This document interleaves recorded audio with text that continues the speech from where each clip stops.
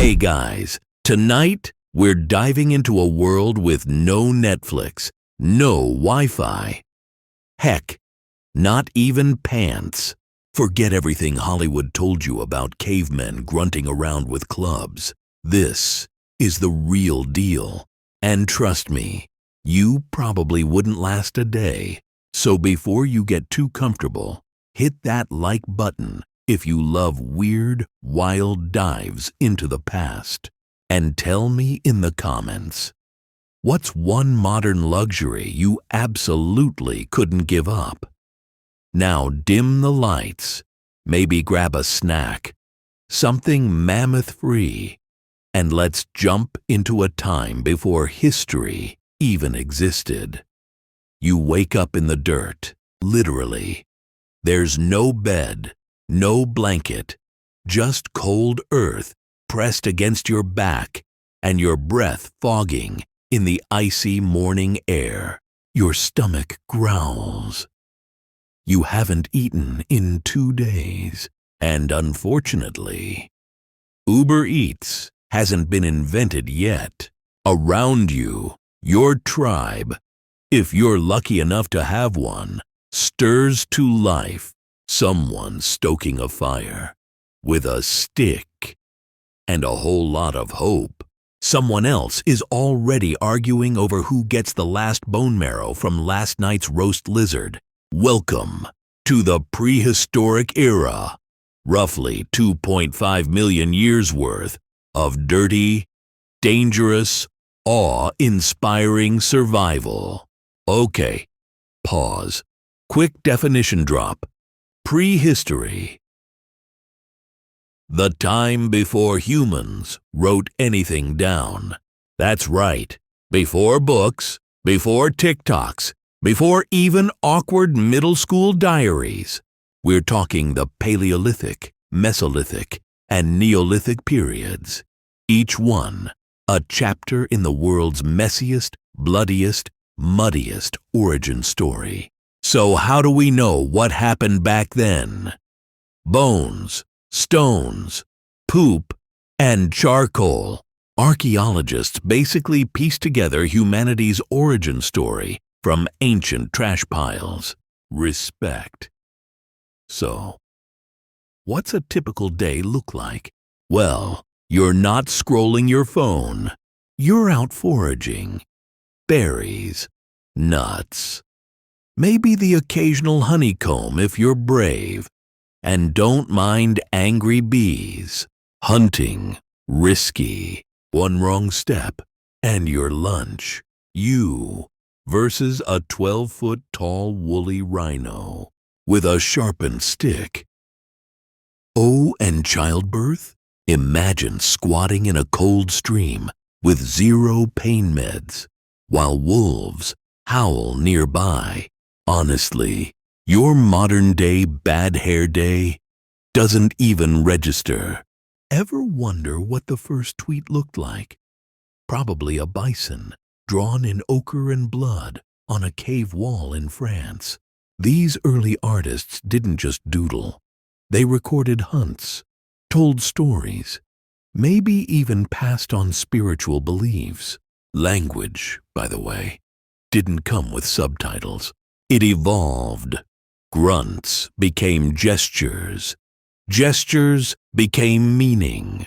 Think of it like the original group chat, but with more body odor and less emoji. So let's imagine it's you in this world. You try to light a fire. Your hands are blistering. Your tribe is side-eyeing you. The saber-tooth you hoped was far away wasn't. You miss your electric kettle, your socks, your heated toilet seat. But guess what? You're also stronger than you've ever been. You can track prey by smell. You understand plants better than any botanist with a PhD. You know how to survive. And when you sit around that fire at night, sparks popping, stars blistering the sky above, you're not bored. You're alive. Then something crazy happens. You plant a seed. Agriculture begins. You domesticate animals. You settle down. Suddenly you've got pottery, villages, and, drumroll please, boredom. Life gets more predictable, but also kind of more complicated. Now you have neighbors, and taxes, and fences. Humanity's beginning to trade survival for structure. And that's when we leave prehistory behind, and history begins. So why does this matter? Because every button you click, every word you speak, every building you walk into, it all started here in the dirt. With the fire, with us, trying to make sense of the world and survive one more day. And honestly, that part hasn't changed much. So the next time your Wi-Fi cuts out, just remember, at least you're not being chased by a bear in a loincloth. If you enjoyed surviving the Stone Age with me, smash that like button, subscribe for more weird deep dives, and tell me in the comments, would you make it in the prehistoric world? Okay, real talk. What happens when someone dies in your tribe? You don't call a funeral home. There isn't one. You dig into frozen ground with a sharp rock and numb fingers. Place the body with tools, trinkets, maybe even flowers. Because deep down, even 30,000 years ago, you believed in something more. Some call it ritual. Some call it religion. Either way, humans weren't just surviving. They were wondering why the stars burned, wondering why we dreamt of animals, ancestors, and shadows that whispered our names. You think TikTok is powerful? Try explaining thunder without science, or eclipses. That's how gods are born. Night falls, and fear follows. You've got a fire, sure, but it's small, pathetic really. You can't see more than 10 feet. And beyond that, there's the forest, and things in the forest. The crack of twigs, the glint of eyes, the certainty that something is watching you. No door to lock, no flashlight to check, just you, the dark, and your heartbeat pounding like a war drum. But hey, don't let the horror movie vibe fool you. These people loved, they laughed, they danced badly around fires and told jokes that probably still slapped in 10,000 BC. Someone made you a necklace out of fox teeth? That's a flex. Someone carved a fertility goddess out of mammoth ivory? That's prehistoric Tinder. Don't let the timeline distance fool you. These were humans, messy, brilliant, scared, loyal, just like us. And here's the twist ending. You carry them. In your jaw shape, in your reflexes, in that weird instinct to not walk down a dark alley alone.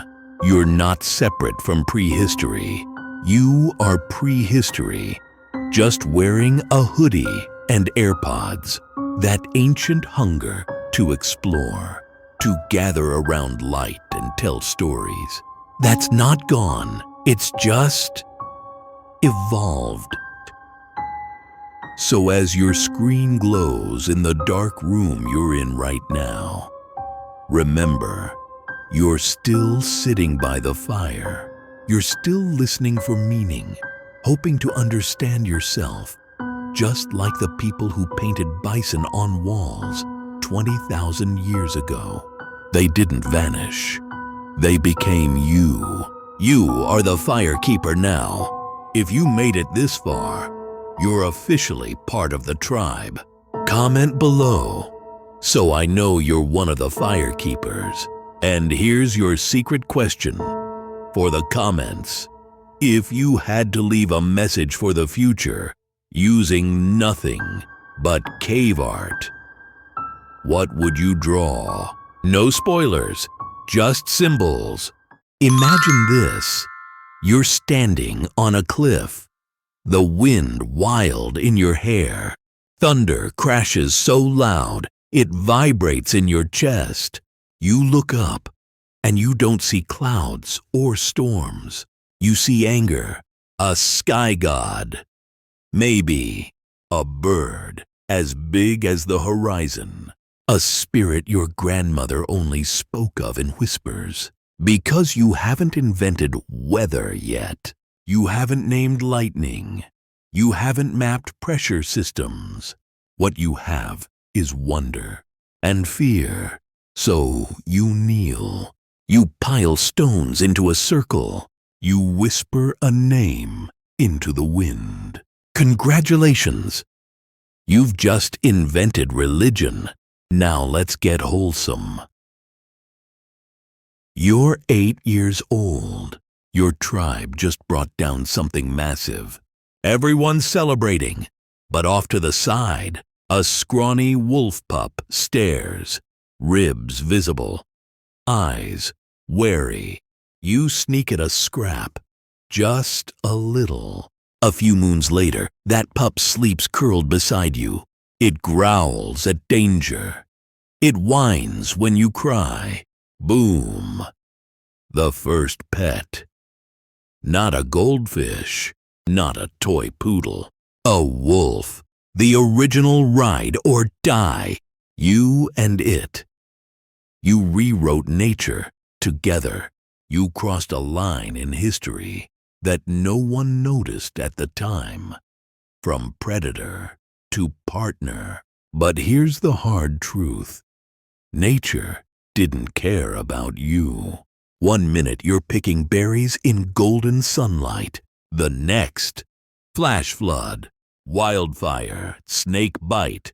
No sirens, no alerts, only instinct and luck. Maybe a ritual, maybe a talisman, maybe a whispered prayer passed down from someone who saw something once and lived to tell it. When the earth shook or the sky turned red, you didn't just run. You built stories. You explained what couldn't be explained.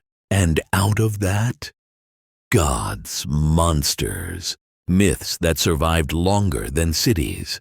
Think parenting is tough now. Try changing a moss diaper while swatting flies and praying a jaguar doesn't catch the scent.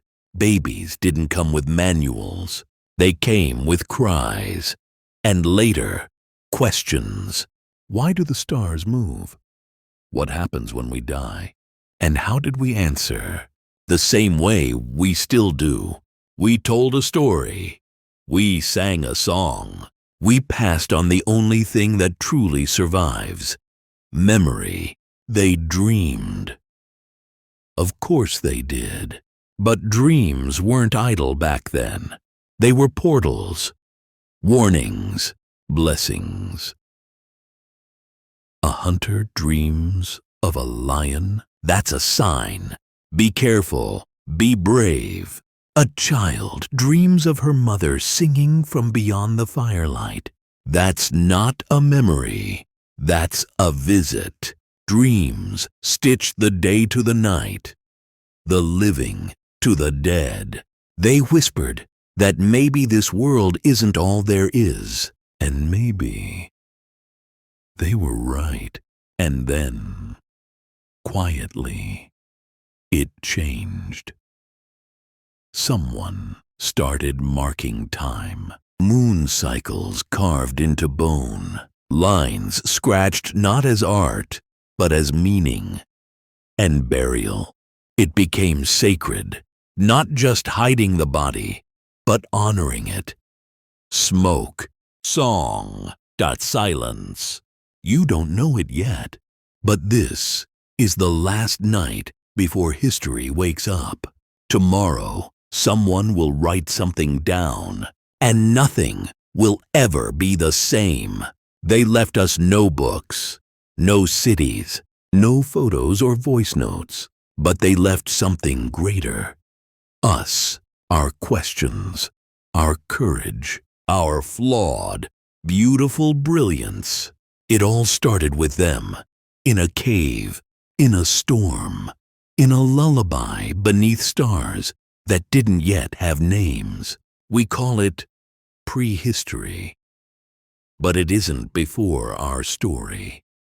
It is our story, just whispered. Before the world got loud, one last gift before we part.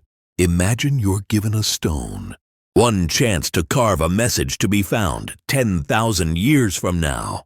What would you write? A warning? A hope? Your name? Leave it in the firelight of the future. Drop it in the silence. And hey, thanks for sitting by this ancient flame with me. Until next time, keep the story alive. Would you like a word count or character count check for the final version? Somewhere in modern-day Turkey, beneath layers of earth and time, they found something unexpected. Not a hut, not a shelter, not a cave, a temple. Massive rings of stone rising from the dirt, older than anyone thought possible. Carvings of animals, foxes, lions, cranes, etched with care, as if they meant something sacred. But here's what truly breaks your sense of time. This place was built before farming, before wheat, before bread, before plows ever touched soil. And yet, someone, no, many someones, gathered. They quarried stone. They planned. They lifted and carved and aligned a structure that touched both the earth and the heavens. No kings, no cities, no armies, no blueprints, no written words, no money, just belief. Faith was the architect. Stone was the ink.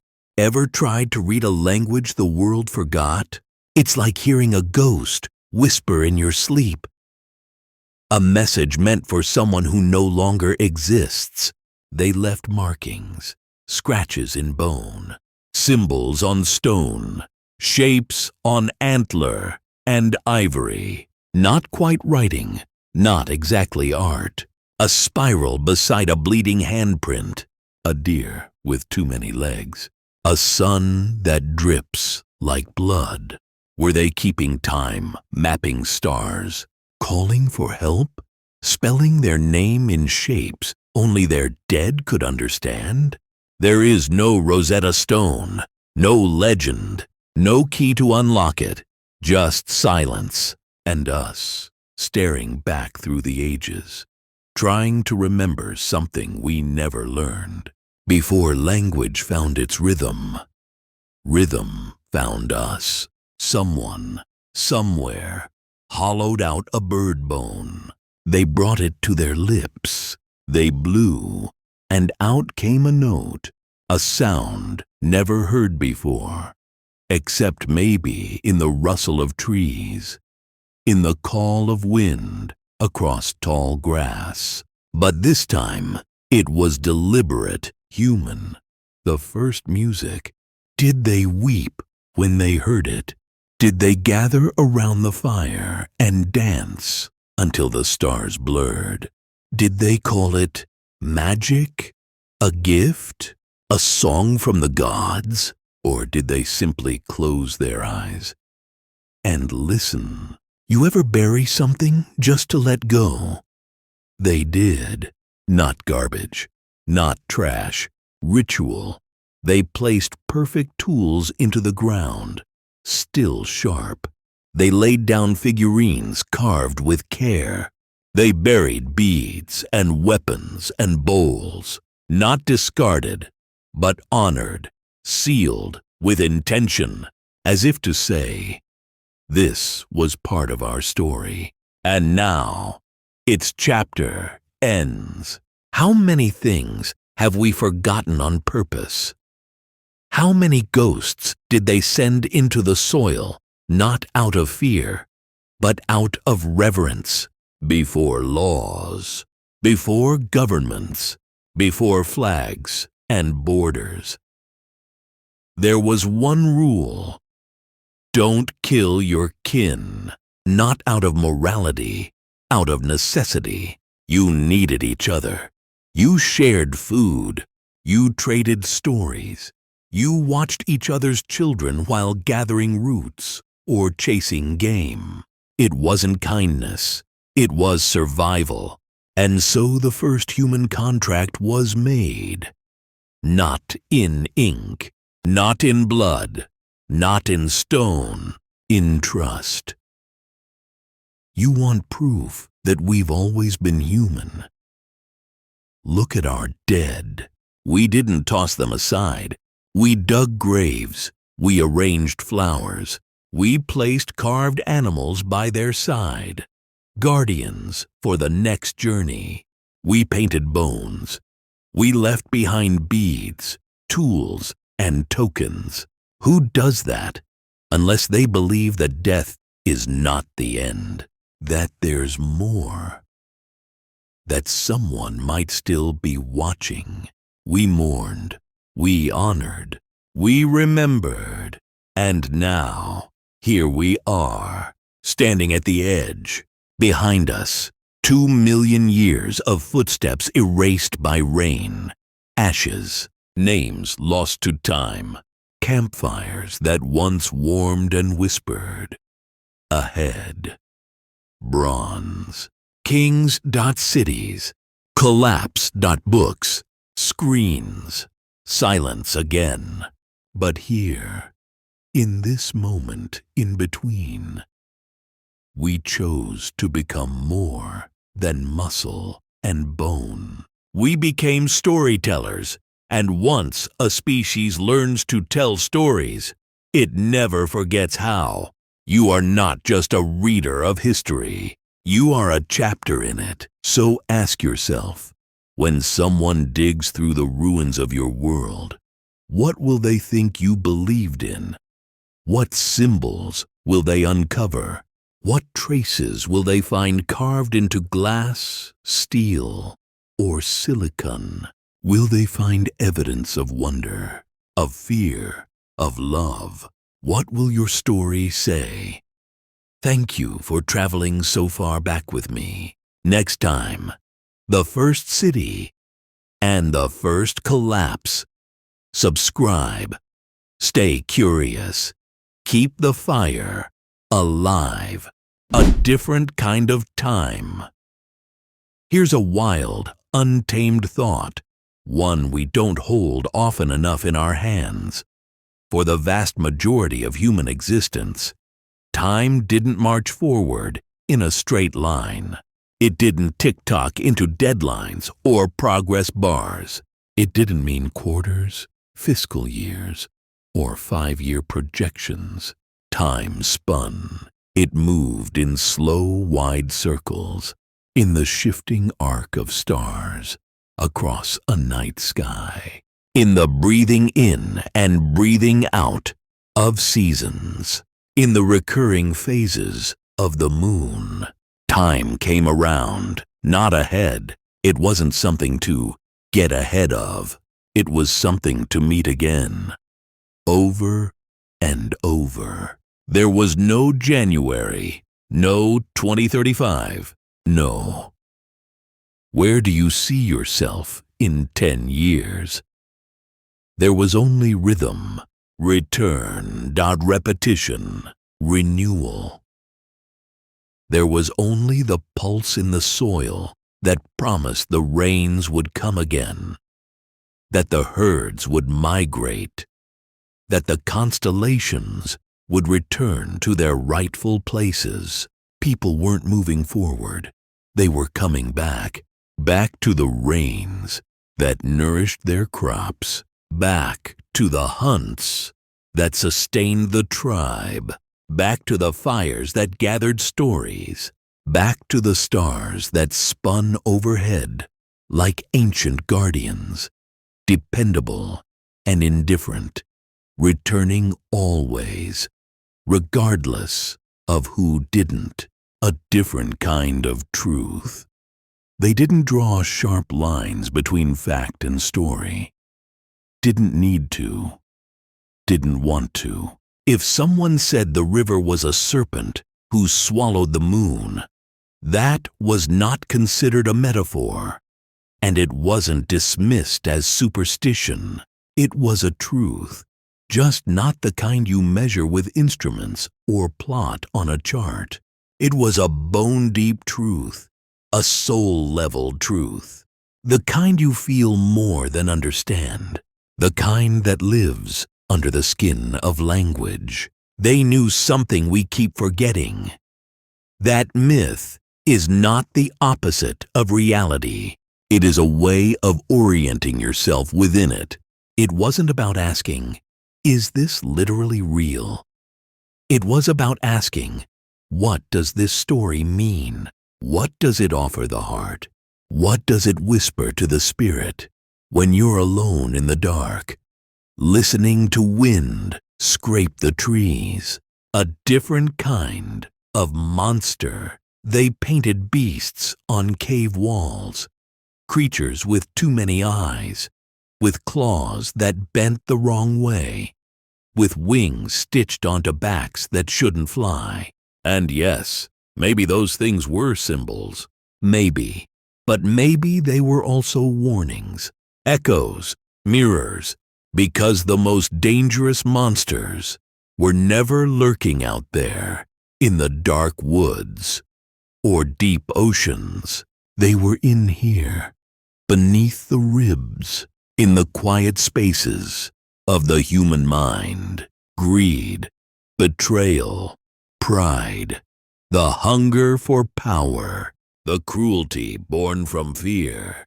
They told stories to keep those monsters from taking root, to give them shape so they could be seen, challenged, understood.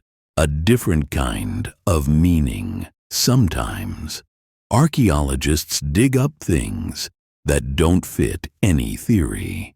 An artifact with no discernible purpose, a figure carved from a material too soft to last, yet somehow still here. A burial site with no grave goods, just a body, curled like sleep, as if death wasn't an end, but a return. Maybe these things weren't meant for us to understand. Maybe they were never meant to be found.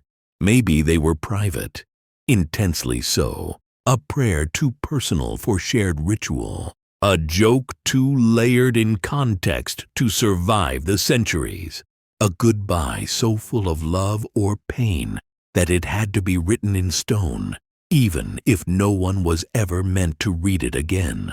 Not everything old needs explaining. Some things are beautiful because they're unsolved, because they still hum with mystery. The first questions. Before fire had a name, before it was a tool, before it had rules, someone must have asked, why does it burn? Why does it eat and dance and glow like a living thing? Why do we live only to one day die? Why does the sky make me feel small and infinite at the same time? These weren't questions born in a lab. They weren't scientific, not in the modern sense.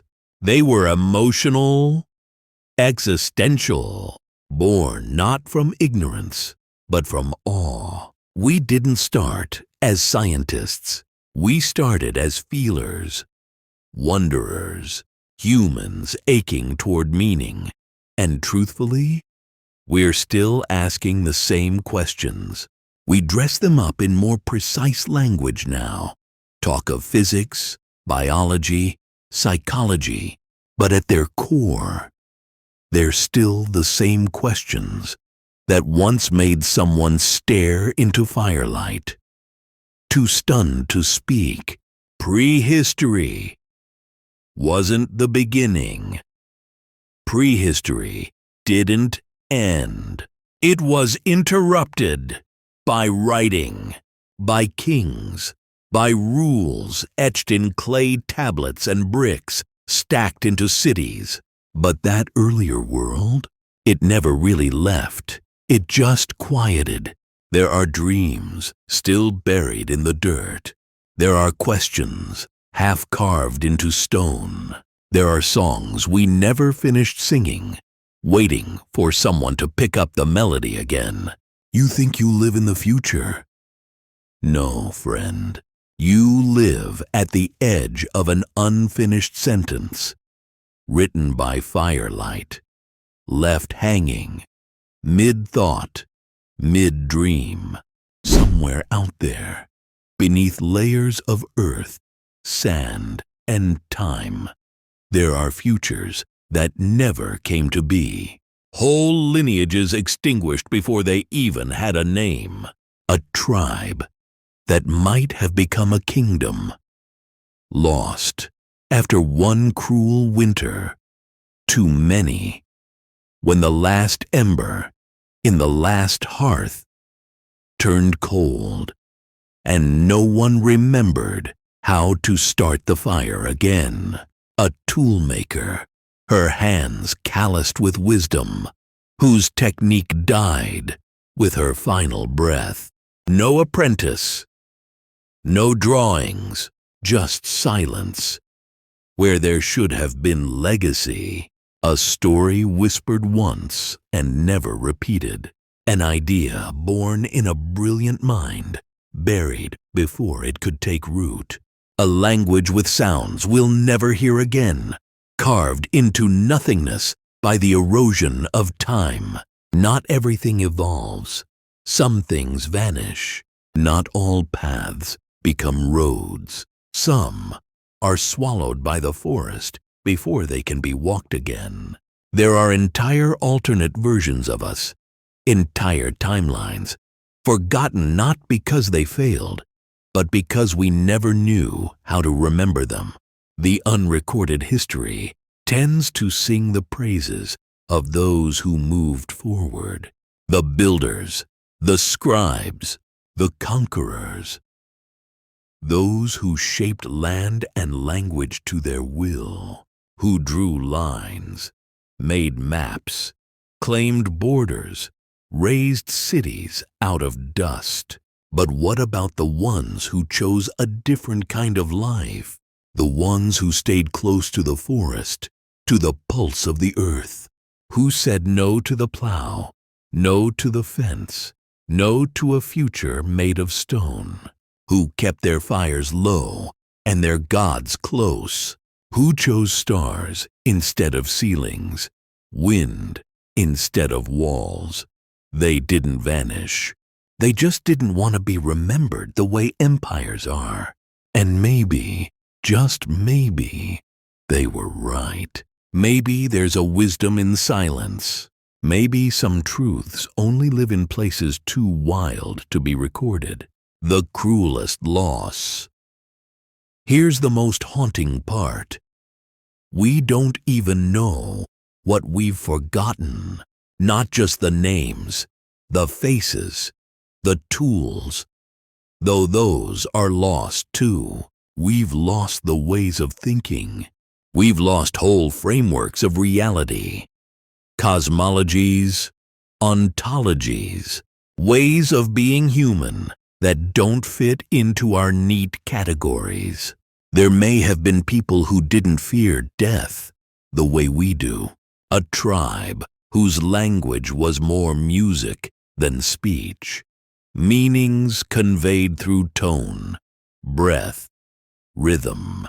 Cultures that saw dreams as real as daylight. or time, as something that spiraled, not marched.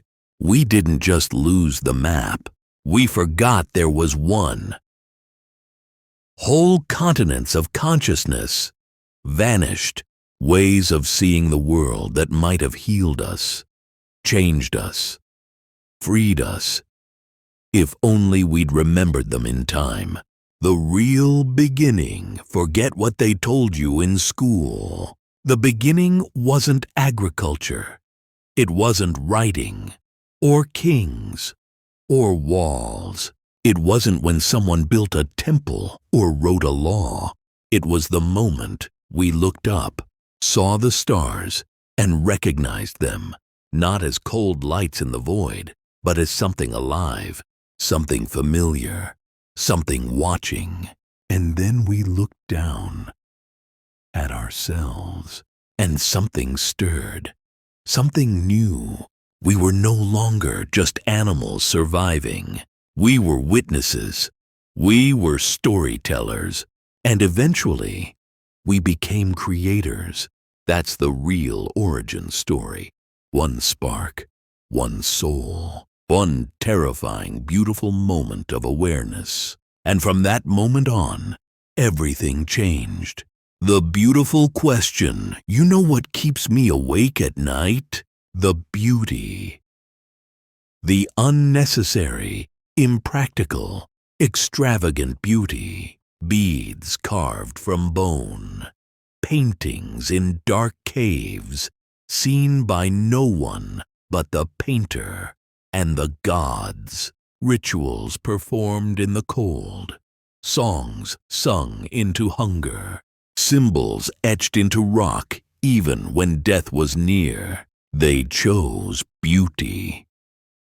Not because it made sense, not because it helped them survive, but because it helped them live. That's not logic, that's humanity. So I'll ask you this. In your soft, glowing, modern life, when was the last time you made something beautiful for no reason at all? No audience, no profit, no performance, just to feel your spirit make contact with the world again. The fire survived. If you're here, reading this, then something extraordinary has happened. The fire didn't go out. It burned through famine, through war, through cold and plague and exile. It survived every broken tooth, every bleeding hand, every betrayal. It crossed mountains and oceans and time itself. It got all the way to you. And no, this isn't metaphor, this isn't poetry. You are a living continuation of something ancient and stubborn and sacred. You are the breath of an idea that never gave up. The fire is in your hands now. What will you do with it? What will you make with it? The edge of remembering. So here we are, not at the beginning of time, but maybe at the end of forgetting. Prehistory didn't leave behind a rule book. It left us mysteries. It left us symbols half carved into stone, stories interrupted by silence, echoes lingering in bone and ash and dream. You want to know what the very first lie was? It wasn't religion. It wasn't politics.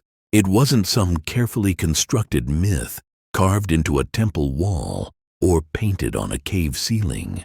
It was something much simpler, something older than stories, older than speech.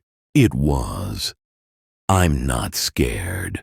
Now picture that moment. Not in modern times. Not under fluorescent lights or city skies. Picture it at the edge of survival. You're cold, you're hungry, your breath fogs. In the night air, something is growling just beyond the trees. something with teeth, something faster than you. And beside you, a child. Maybe your child, maybe someone else's. They look at you with wide, trusting eyes, and you smile, shaky, hollow, and you say, "We're okay." You know you're not, but that lie, it's not malicious. It's not manipulation. It's the seed of something miraculous. That was the birth of hope and the beginning of self-deception. From that moment on, we've been bluffing the void, staring into the abyss and saying, "We've got this," even when we don't. Because sometimes pretending we're okay is what gets us through the night. We dig up bones now. We place them in temperature-controlled labs. We give them neat labels. Adult female, aged 25 to 35. Probable blunt force trauma. Estimated date of death, 12,000 years ago. But bones don't sing. Bones don't tell you she laughed at her own jokes, or that she hummed to calm herself while gathering firewood. Bones don't tell you that she braided someone's hair, or whispered to a child before the end came. Science can give us the skeleton, but it's story that gives us the soul. It's imagination that resurrects. Because the truth is, she lived fully, richly, in ways we'll never know, but can feel. Because the past doesn't speak in data. It breathes through story. And here's the thing we forget when we say prehistoric times, like they were all one blur. There wasn't one prehistoric life. There were millions. There were nomads chasing reindeer through the tundra. There were rainforest people dancing in downpours. There were mystics in deserts watching stars that had no names, all of them alive at the same time. So the next time someone says, "Back in the day, humans used to do this or that," ask them, which humans? Where? When? Because the past was not a monolith.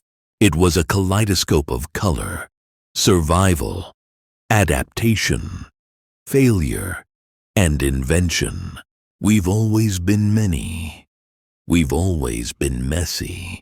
Now, fast forward. 10,000 years from now, what will they find of us?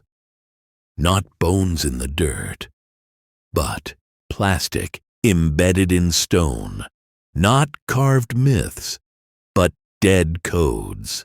Languages that no longer compile. They'll find billions of photos with no context. Laughter frozen in pixels with no sound. Selfies, memes, usernames. Maybe they'll think we were gods. Maybe they'll think we were mad, because our ruins won't be majestic temples or heroic battlefields. They'll be invisible, data lost in obsolete servers, voices trapped in formats no one can read. And the silence? It won't come from ignorance.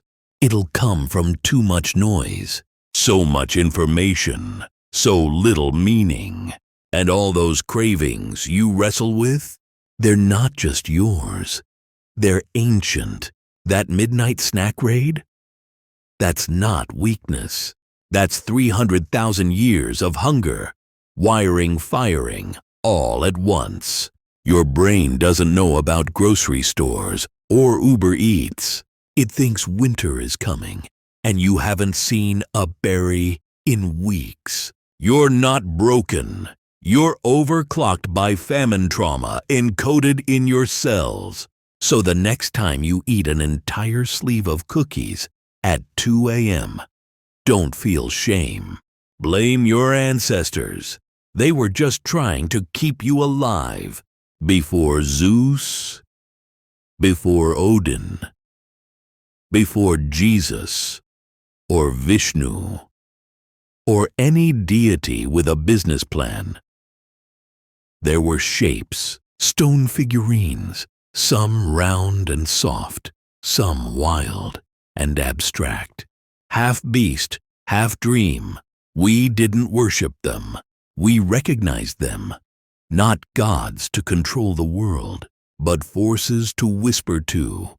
Fertility, fear, the moon, the storm, the body, the death. Made visible, not to gain power, but to say, we see you, we know you're there, even when we didn't understand it, especially when we didn't understand it, and before we had wheels, before we tamed fire, before we etched marks into stone or painted with ochre on cave walls. We had this, a mouth, a listener, a story. That was our first software, not digital, not electrical, but oral. It ran on memory and emotion. It was fragile and immortal at once. Every time you tell someone about your day, every time you whisper, you won't believe what happened. You're speaking in code as old as breath, and you're running the latest version. This wasn't a history lesson. This was a mirror, a whisper through time. You're not just living after them. You're living with them. Their instincts in your fear. Their joy in your laugh. You want to know what the very first lie was? It wasn't religion. It wasn't politics. It wasn't some carefully constructed myth carved into a temple wall or painted on a cave ceiling. It was something much simpler. Something older than stories, older than speech. It was, I'm not scared. Now picture that moment. Not in modern times. Not under fluorescent lights or city skies. Picture it at the edge of survival. You're cold, you're hungry. Your breath fogs in the night air. Something is growling just beyond the trees. Something with teeth. Something faster than you. And beside you, a child. Maybe your child, maybe someone else's. They look at you with wide, trusting eyes. And you smile, shaky hollow, and you say, we're okay. You know you're not, but that lie? It's not malicious, it's not manipulation. It's the seed of something miraculous. That was the birth of hope, and the beginning of self-deception. From that moment on, we've been bluffing the void, staring into the abyss and saying, we've got this even when we don't. Because sometimes pretending we're okay is what gets us through the night. We dig up bones now. We place them in temperature-controlled labs. We give them neat labels. Adult female, age 25 to 35, probable blunt force trauma. Estimated date of death 12,000 years ago, but bones don't sing.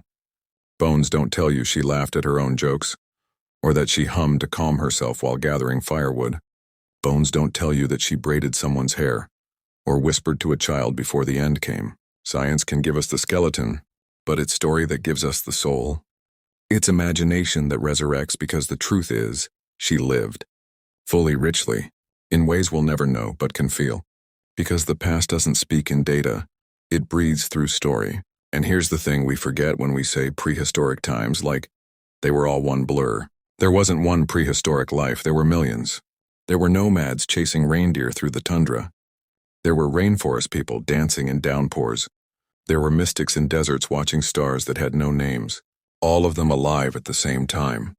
So the next time someone says, back in the day, humans used to do this or that, ask them, which humans? Where, when? Because the past was not a monolith. It was a kaleidoscope of color, survival, adaptation, failure, and invention. We've always been many. We've always been messy. Now fast forward 10,000 years from now. What will they find of us? Not bones in the dirt, but plastic embedded in stone. Not carved myths, but dead codes, languages that no longer compile. They'll find billions of photos with no context, laughter frozen in pixels with no sound. Selfies, memes, usernames. Maybe they'll think we were gods. Maybe they'll think we were mad. Because our ruins won't be majestic temples or heroic battlefields. They'll be invisible. Data lost in obsolete servers. Voices trapped in formats no one can read. And the silence, it won't come from ignorance. It'll come from too much noise. So much information, so little meaning.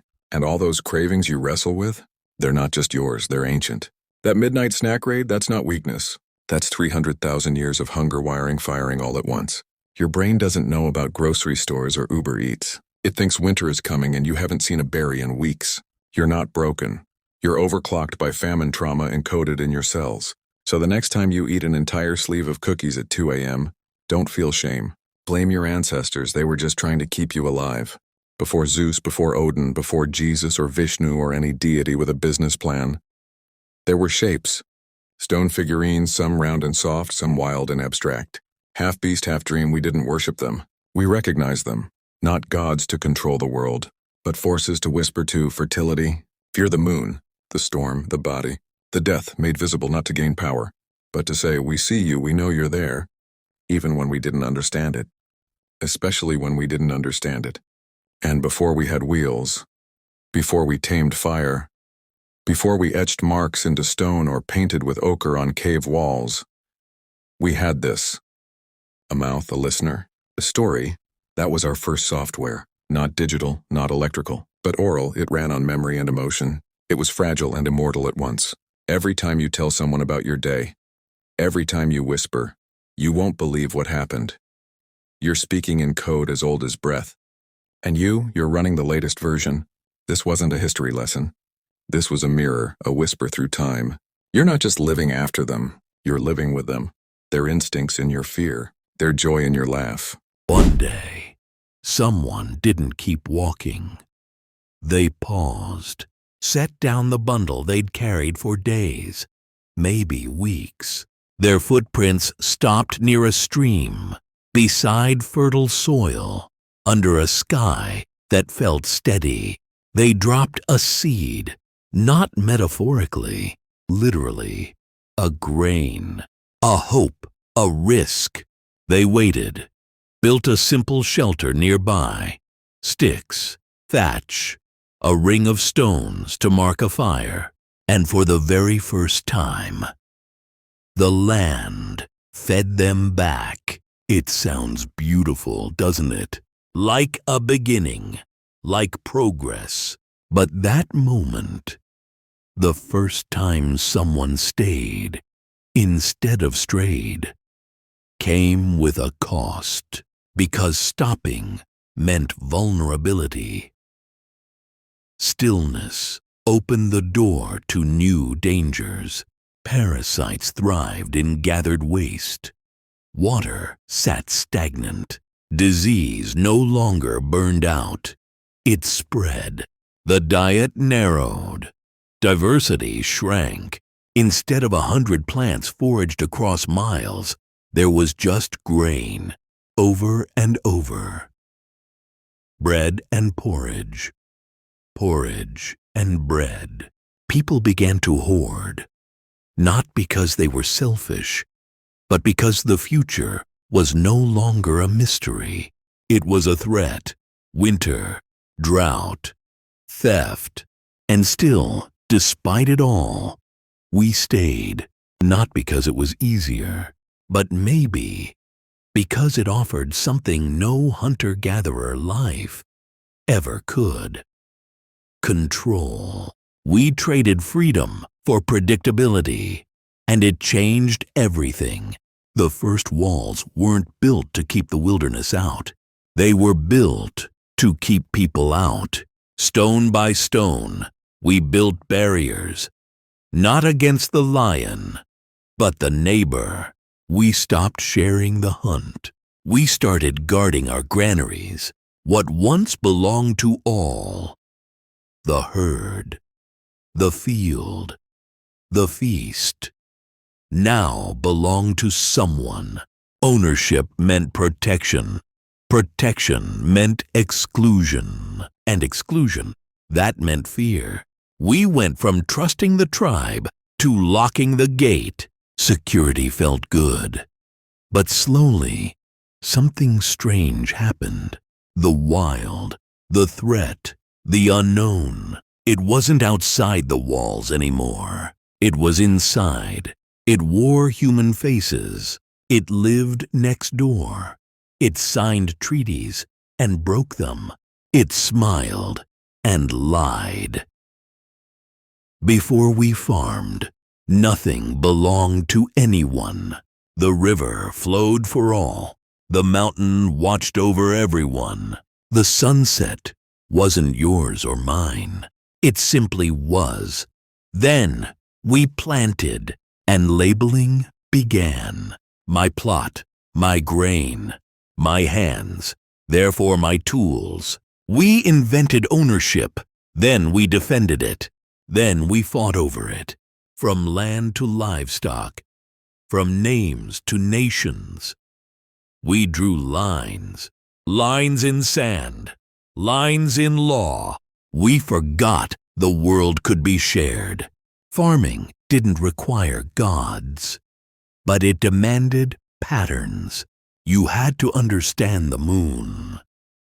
When it waxed, when it waned, you had to read the stars like a map. Know when to sow, when to reap. It was a calendar written in constellations. A faith in the unseen. You didn't just toss seeds and hope. You counted, you watched, you measured. You prayed, not to golden thrones in the sky, but to the rain clouds and the soil. And when the crops failed, you didn't blame the earth. You blamed yourself, or your neighbors, or the spirits, because something had to answer for the silence. Once we stopped moving, memory became weight. You couldn't afford to forget the harvest, or the debts, or the names of those who broke them. So we created a new kind of person. The story keeper, the elder, the priest, the scribe. They remembered, so you didn't have to. Then, eventually, they remembered instead of you. And that's when memory turned into power, when the ones who told the stories began to shape them. The first cities weren't utopias. They were loud, crowded. They stank of waste and sweat and ambition. You had rules you didn't agree with, neighbors you didn't choose. Noise that never stopped, but also markets buzzing with trade, ideas colliding, music you'd never heard, languages meeting, merging, birthing new ones. You gave up silence for safety. You traded wild freedom for warm bread and clean water, because for the first time, humanity believed something radical, that together we could be more. Before Zeus threw lightning, before Yahweh split seas, or Shiva danced the end of days, there were older gods, not even gods really, forces, nameless, faceless, born of storm and shadow. They didn't need temples. They needed acknowledgement. You didn't worship them. You noticed them. You asked them, quietly, for rain, for survival, for mercy. And sometimes you danced not out of fear, but because you were still breathing, and that felt holy enough. Death changed too. We stopped letting the dead disappear into the wild. We brought them close, marked their resting places with stone, left offerings, spoke their names. Death became a location, a journey, maybe even a doorway. Graves weren't for the dead. They were for the living. Proof that love survives endings. Proof that we remember. You don't need to live in a cave to carry prehistory. You already do. So we built civilization, brick by brick, law by law. story by story. We planted seeds, raised walls, etched symbols onto stone. We tamed rivers, named stars, divided land. Big win, right? We turned chaos into calendars, forests into farms, roaming bands into nations. But here's the fine print, the part they didn't read out loud during the victory speeches.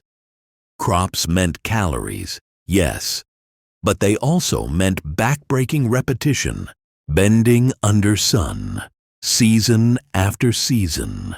For the same few plants, cities brought safety, at least from predators, but also brought sewage, disease, and rules written in blood and stone. Writing preserved memory, but it also preserved debt, hierarchy, and tax records. It recorded the names of kings and erased the names of countless others. Every brilliant innovation came stapled to a hidden cost, and sometimes the invoice didn't arrive for centuries. We love to tell ourselves that history is a straight line, from darkness to light, from ignorance to reason, from bone tools to smartphones. We imagine it like a ramp, always rising. But zoom out, look with honest eyes, and it's not a line, it's a spiral staircase. We circle the same dilemmas: power, greed, belonging, fear, over and over, just with better lighting.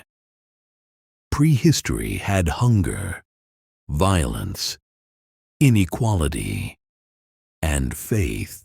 So do we. Only now the arrows are drones, the fires are data breaches. The gods, they live in our pockets, named algorithm, network, feed. We don't pray with incense. We offer our attention instead. They didn't disappear, those ancient ones. The barefoot, sharp-eyed ancestors, they're not gone. They're curled in your DNA. They speak through your reflexes, your dreams, your gut instincts, your fear of the number 13. That might trace back to patterns, to danger, to something remembered too many times in too many generations. Your tension in crowds.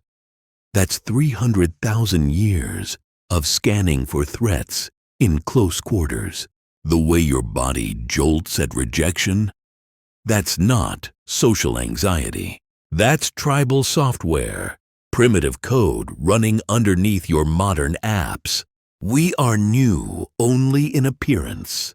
Inside, we're still running ancient firmware. Now imagine if you brought one of them here, not to stare at skyscrapers or marvel at screen glow, but to ask, would they envy us or pity us? Would they see gods in our glass towers?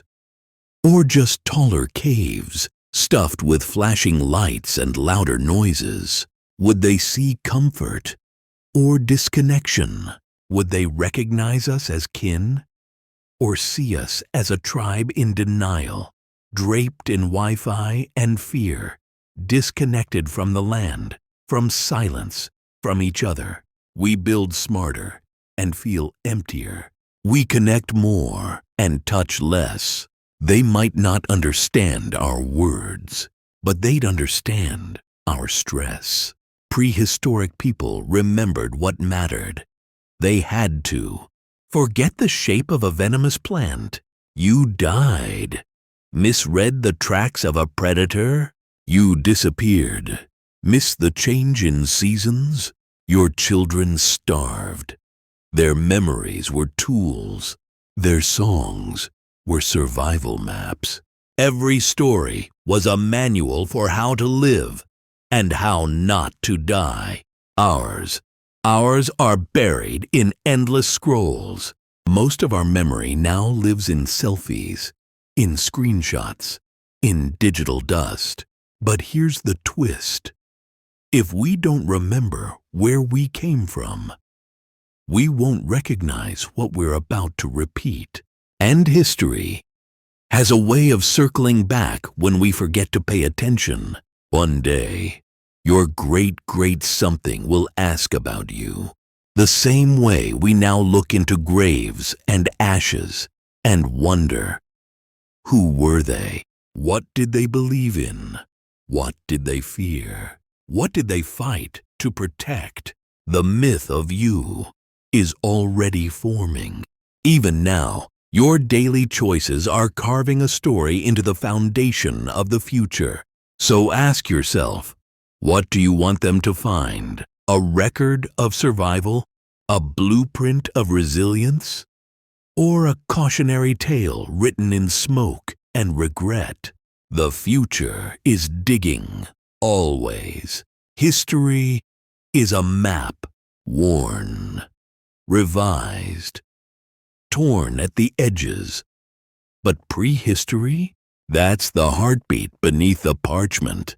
That's the soil beneath the street. The breath still trapped in stone. It's the ghost hand that steadies you when you speak without knowing why.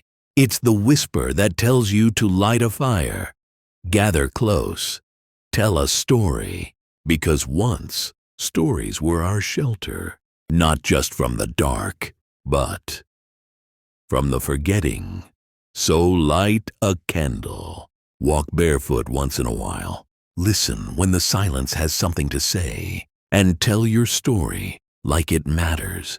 Because it does. Because it always did. And because someone, someday, will be listening. How it all began. It probably started with something small. A gesture, a shout, a glance that lingered too long. Maybe he was faster than the others. A skilled hunter who brought back meat when others came back with excuses. Maybe he knew how to make people feel things. How to spin a story with his hands and eyes and voice. A story that made your spine tighten and your skin rise in gooseflesh. Or maybe he just shouted louder than anyone else. Louder, longer, and with more certainty. And then, one day, someone, maybe tired, maybe afraid, maybe just lazy, said, "Let him decide." It sounded harmless at first, a shortcut even. Let him settle it. Let him speak for us. Let him lead. That's how it began. Power. At first handed over freely. A gift. A convenience. A trust. Then one day, that same power was taken, held tight, guarded like fire, and we called it leadership. We made titles, symbols, crowns. We pretended it was noble. But behind the title, behind the symbols, behind the rituals and respect and robes, was always the same thing. A clenched fist when simplicity broke. For tens of thousands of years, life ran on instinct and unspoken understanding. Don't steal. Share the fire. Help when someone falls. Don't be cruel for the sake of it. Then suddenly, codes appeared. Rules etched into tablets. Laws carved into stone. Baked into clay. Burned into memory. Break one, lose a hand. Insult someone in a robe or a crown. Lose your head. We moved from living to documenting, from doing what felt right to following a list, from understanding to obeying justice.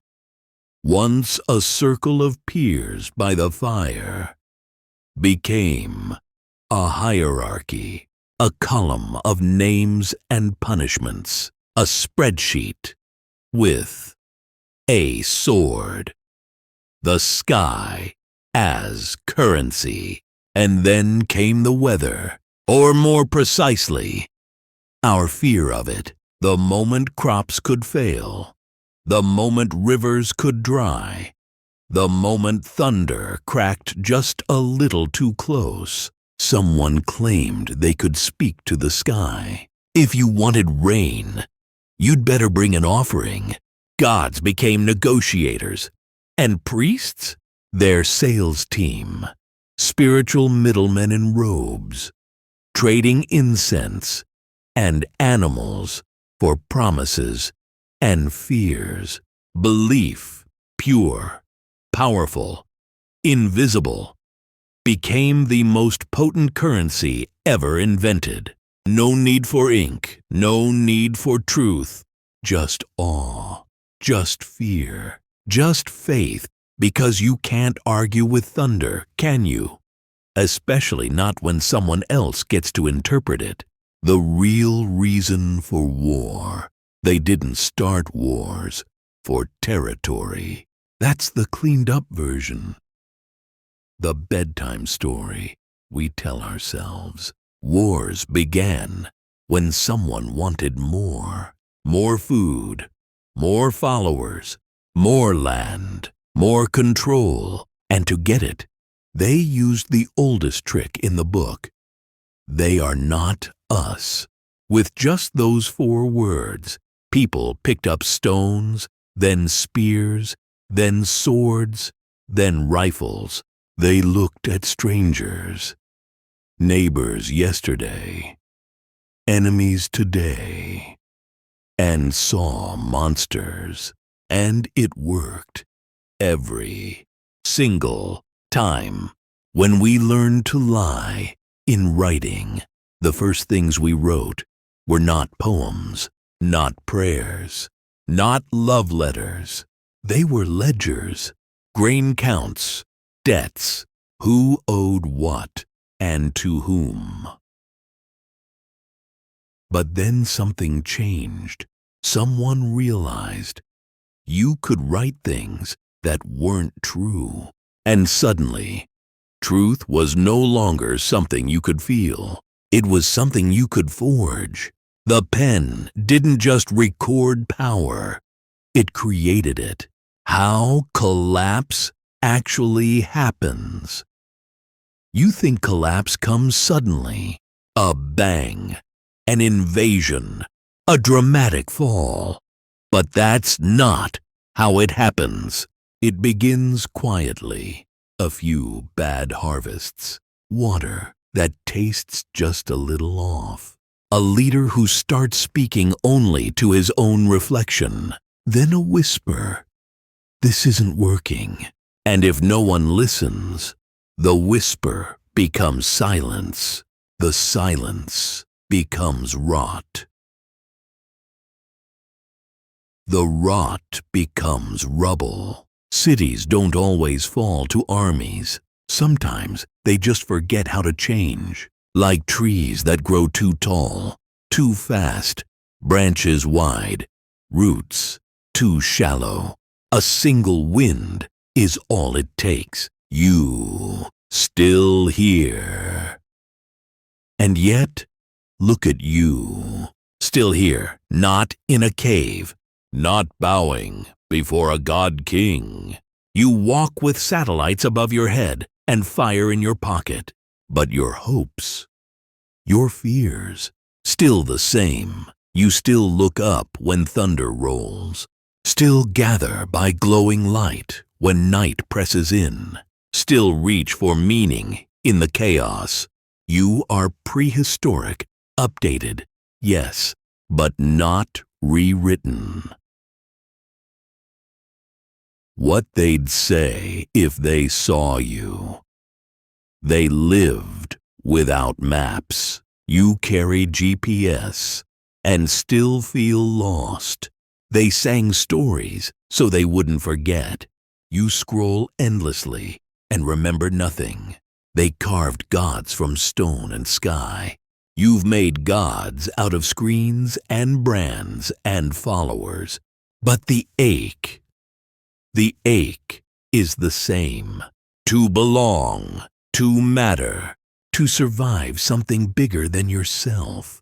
When the fields died and the questions began, after the fields failed, after the rivers dried into cracked lines across the earth, after the kings, once towering in gold and stone, were buried beneath their own monuments, not by enemies, but by time, by hunger, by silence.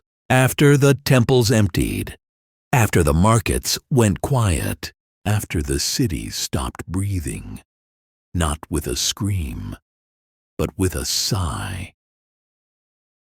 When the roads filled with dust, the wells turned bitter, and the rats outnumbered the people, that's when something shifted.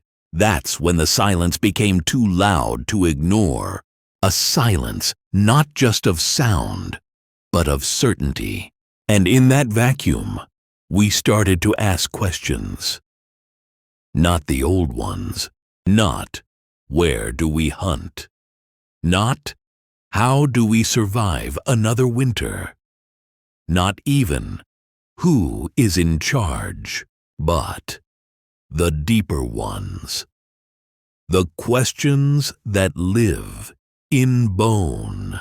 Why are we here? What happens when we die? Is this toil, this pain, this beauty, really all there is? That's when myth began to stretch, when the old stories about animals, rivers, and winds suddenly weren't enough. They grew wings. They climbed into the stars. They followed the moon into its phases, and the sun into its descent. And the gods, well, the gods got complicated. We named the unknown. We didn't stop with one god. We couldn't, because the world wasn't simple. It was dangerous. It was beautiful. It was unpredictable. So we made many. A god for the rain. A god for the storm. A god for the sun's warmth. And another for its absence. A god for childbirth. A god for war. A god for the things we loved. A god for the things we feared. Probably a god for misplacing your sandals, too. Okay, maybe not literally, but metaphorically, absolutely. Each god was a placeholder for a question we couldn't answer. Each altar was a way of saying, I don't know, but I need to believe something is listening. So we gave chaos a face. We gave mystery a name. We gave the wind intentions. We gave the stars emotions. Fear became ritual. Ritual became tradition. Tradition hardened into law. And before long, belief wasn't just personal. It was political. It became how we organized ourselves. Who we obeyed, who we feared, who we followed. The radical thought that changed everything. And then, quietly, at first, a new thought entered the world. What if it's just one? One God, one voice, one will behind it all. It was radical, blasphemous in some places, revolutionary in others. One God meant one truth, one story, one center. And suddenly, people weren't just living with their gods. They were now accountable to them. That thought spread like fire in dry grass. It crossed mountains. It sailed seas. It took root in desert sands and icy plains. And with it came a new structure. Scriptures, commandments, to judgment, salvation, damnation, heaven above, hell below, and a ladder in between. And perhaps most profoundly, for the first time in history, guilt became sacred.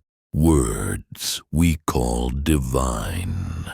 We said the words came from the sky, whispers from the divine, eternal truth, unquestionable law. But the truth, they were written by people. People with hopes, fears, rivalries, and memories. People with pens and agendas. They wrote, they revised, they added, they cut, they wrapped divine revelation around politics. And suddenly, holy books weren't just sacred. They were contested ground.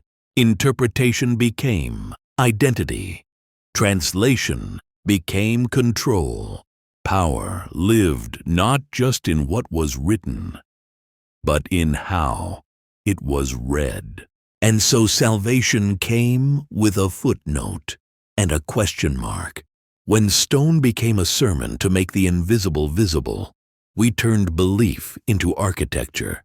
We built temples that reached the clouds, carved chambers deep into the earth, sacred geometry that whispered, "This space is different. This place is holy." We engraved prayers into pillars, etched fears into archways, told entire stories in stained glass and shadow. And for a time, we thought we had made it eternal. But time has no need for reverence. It waits. It reigns. It crumbles everything, eventually. Now we wander among ruins, tourists, pilgrims, dreamers. We touch cracked stone and wonder, what did they feel? What did they fear? What did they hope would last? The twist we keep missing. Here's what no one tells you. We never stopped. We're still inventing gods, still naming the unknown, still drawing borders around belief, still deciding who gets to speak for the invisible. Your calendar? Still tied to ancient festivals. Your laws? Echoes of old priesthoods. Your morals? Handed down like heirlooms, generation to generation. You didn't escape the past. You're built from it. Your thoughts are layered with stories you didn't choose. Your culture stands on bones and myth and memory. The thread that won't break prehistory didn't end. It just changed outfits. Now it tweets. Now it glows in pixels. Now it sells you purpose through headphones and hashtags. When order needed a name. So you've got cities. You've got grain stored in clay jars. You've got temples, markets, gods. You've got laws written in symbols only 3 people can actually read. Naturally, someone has to organize it all. Enter the bureaucrat. Not a warrior, not a hero, not a prophet shouting from mountaintops. Just a tired person, hunched over a desk, holding a stylus made of bone, fighting off a migraine and probably indigestion from bad beer. His job? To count things. Grain.goats, people.debts, to turn life into numbers and numbers into rules. And guess what? You didn't grow enough grain, or you kept a little extra, or your neighbor told on you. Now there's a record of it, stamped in wet clay, filed in a basket, and just like that, your fate isn't in the hands of a king, but a ledger. Paperwork became power. No crown, no sword, just ink and consequence. Suddenly, the most feared man in the village? Not the warrior, not the priest. It was the tax collector, the man who showed up with numbers and walked away with your last loaf of bread. The walls we built. At first, walls were simple. Piles of stone meant to keep wolves and raiders out. A line of defense, a circle of safety. But walls never stay simple. Eventually, they became symbols, a message carved in earth and stone. This is ours. That is yours. Stay out. They stopped being about protection. They became about separation. Homes became fortresses. Towns became nations. Lines turned into identities. We started naming ourselves by what we were not. Not from that place. Not part of that tribe. Not under that God. Every time someone tried to cross the wall, a refugee, a traveler, a dreamer, they were met with the same cold refusal. Not your land, not your gods, not your blood. Civilization didn't just build homes, it built sides, and those sides became scars on maps. The price of civilization. Markets didn't just trade olives and salt, they traded flesh. Slavery wasn't a glitch in the system, it was the system. One empire's glory stood on the bent backs of 10 empire's prisoners. One man's palace was built from 10 men's chains. Humans became commodities. Bought, sold, branded, inherited, given as gifts, counted like sheep. And it was all recorded on tablets, on scrolls, receipts for suffering. We like to say civilization gave us writing, farming, cities, and it did. But it also gave us ledgers of lives sold like cattle. The price of progress. It was often paid in blood. The mirage of progress. You've been told that history is a straight line, that we've always moved forward. Progress, not evolution, enlightenment. But that's a lie we like to tell ourselves. For every tool we invented, we also invented new ways to harm each other. Agriculture led to hoarding. Farming turned into famine. Not for lack of food, but for lack of sharing. Cities led to castes. Walls created outsiders. Writing became a weapon, used not just to remember, but to manipulate. Propaganda was born alongside poetry. Progress is real, but it's messy. It limps. It stumbles. It forgets. It's a double-edged obsidian blade, sharp enough to carve miracles, sharp enough to leave scars. And too often, we still cut ourselves with it when people finally snapped. Eventually, people looked up. They saw kings growing fat on their labor.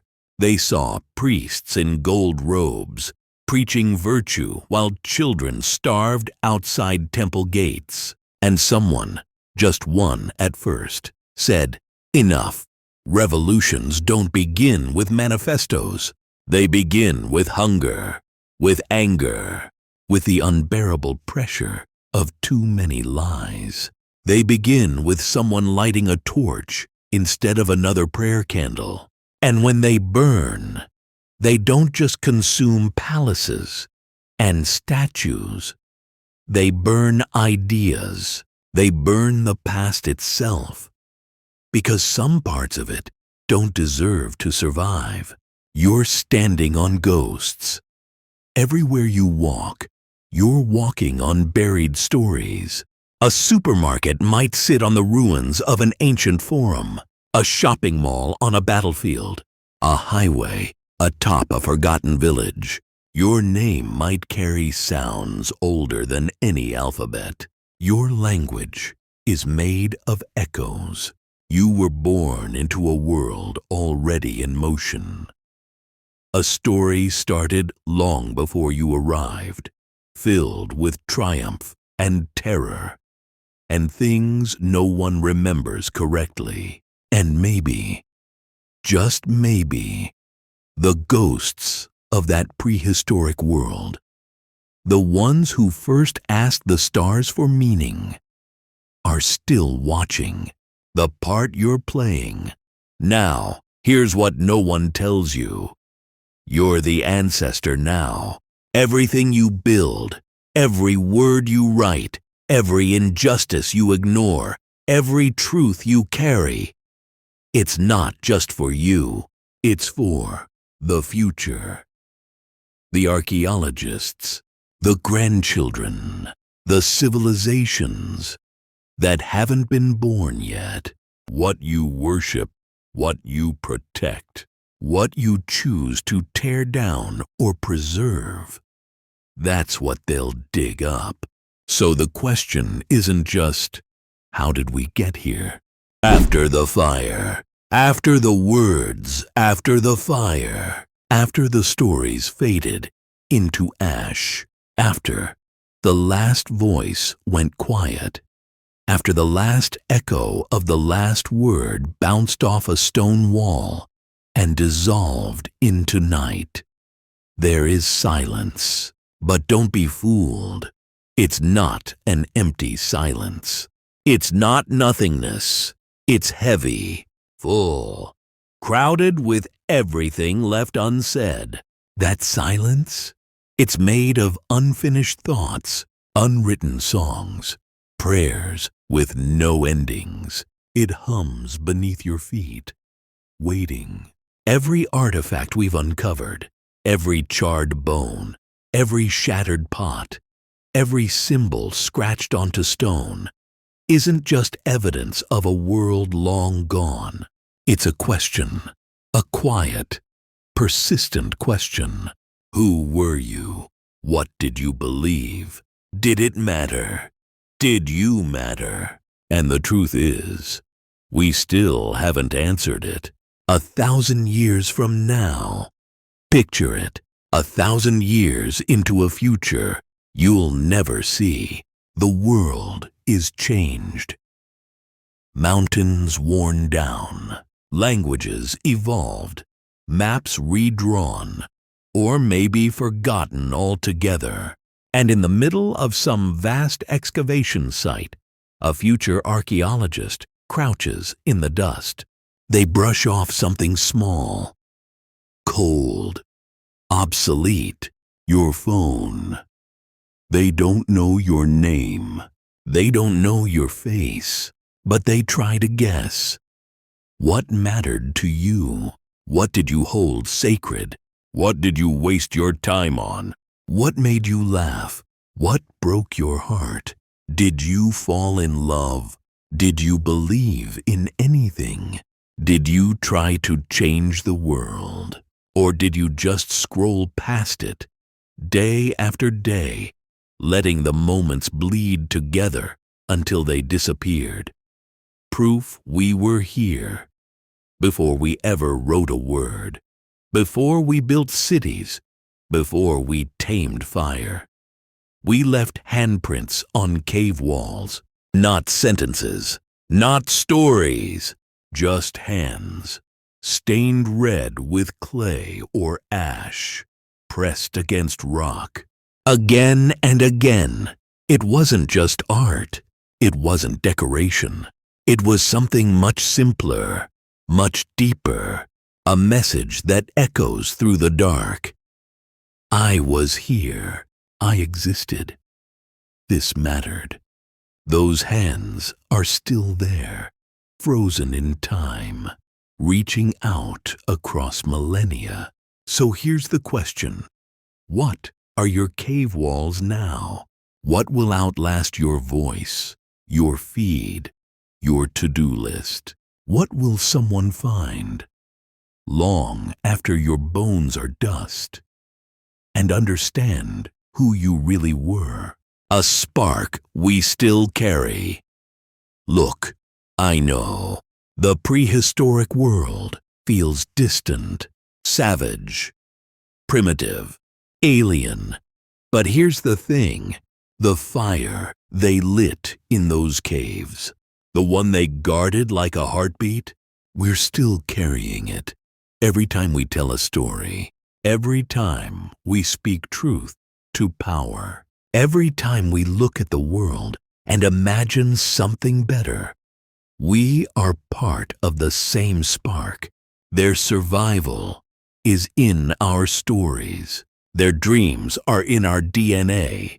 The only real difference is we've got Wi-Fi. We post in pixels instead of paint. But the longing, the rage, the hope, it's the same. Prehistory never ended. We like to talk about history like it's a straight line, as if we left the past behind and moved forward. From darkness to light, from ignorance to reason. But that's not how it works. Prehistory didn't end. We just stopped listening. The stories are still there. In the soil, under our streets, in the rhythm of our languages, in the customs we follow without knowing why. They live in our rituals, our fears, our dreams. They whisper in forgotten corners, in lullabies, in ruins, in the moments when we sit in silence and feel something ancient stirring in our bones. So keep your ears open. Listen for the old voices in new places. And most of all, don't let the ember go out because you're holding it now. Not just for yourself, but for everyone who will come after. A question for you. If you could ask your oldest human ancestor just one question, what would it be? Would you ask them about survival, about love, about whether they were afraid of the dark like you are? Would you ask if they dreamed, if they sang, if they ever felt joy for no reason? Share this with someone who thinks history is boring. Remind them, this isn't just about the past, it's about us. And if you've made it this far, you're not just reading. You're part of the tribe now. So, tell your story. Mark your cave wall. Pass the ember on.